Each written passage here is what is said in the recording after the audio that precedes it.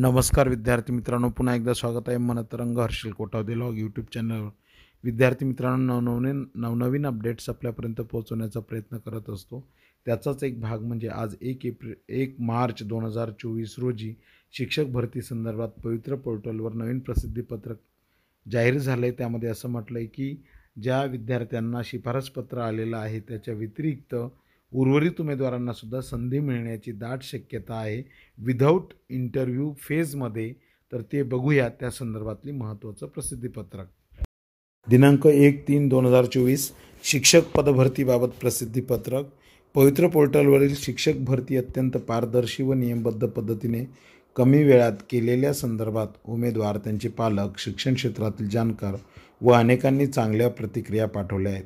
इतकेच नव्हे तर ज्यांची निवड या प्रक्रियेत झाली नाही अशा उमेदवारांनी सुद्धा या प्रक्रियेच्या निष्पक्ष व पारदर्शी कार्यपद्धतीबाबत सकारात्मक प्रतिक्रिया पाठवल्या आहेत। त्या सर्वांचे प्रशासन आभारी आहे। इतपर कोणाची पदभरती संदर्भात काही तक्रार असल्यास त्याची सोडवणूक करण्यासाठी निवारण व दुरुस्ती समिती गठीत केली आहे। त्या समितीकडे अर्ज करण्याची ऑनलाईन सुविधा उपलब्ध करून देण्यात आली आहे।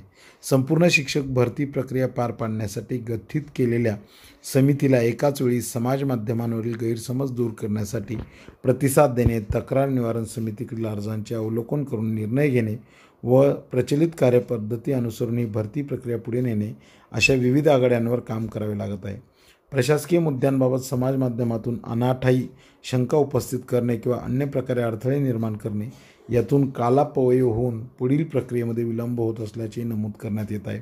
वरील बाबींमधून वेळ काढून निवड समिती समांतर आरक्षणातील रूपांतरण फेरीसाठी कन्व्हर्जन राऊंडसाठी पूर्वतयारी करत असून त्या बाबतीत देखील प्रचलित कार्यपद्धतीनुसार लवकरात लवकर पुढील कार्यवाही करण्याचे नियोजित आहे।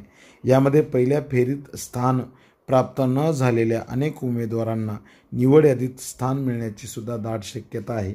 हे वाक्य आपल्याला महत्त्वाचं आहे।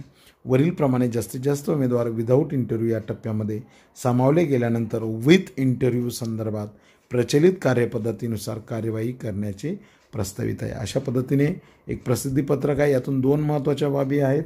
ही पदभरती पारदर्शी आहे।